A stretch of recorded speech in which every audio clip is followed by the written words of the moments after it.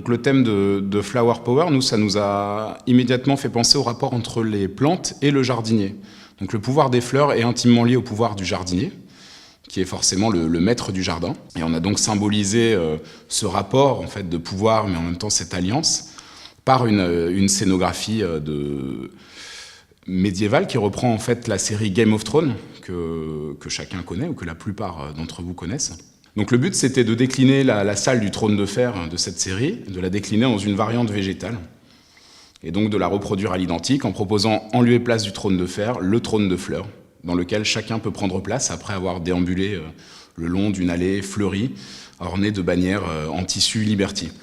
Le but, c'est pas vraiment un but, c'est finalement de créer une scène qui forme une sorte d'explosion de végétaux. Et là encore, le pouvoir des fleurs étant une explosion, une force vive en fait. Sachant que les végétaux qu'on propose sont des végétaux de jardin sec, on appelle, qui sont par eux-mêmes résistants donc, au manque d'eau. Donc ça, c'est un but didactique. Et c'est quelque chose qui intuitivement est perceptible. C'est des plantes qui semblent résistantes, qui sont piquantes, qui fleurissent, qui sentent très fort. Donc des plantes qui vont rappeler la garrigue, le maquis.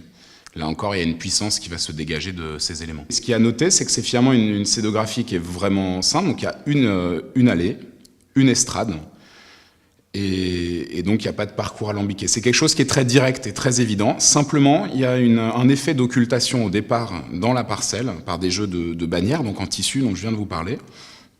Ces bannières permettent juste de cacher et de ménager en fait l'effet d'introduction dans le jardin.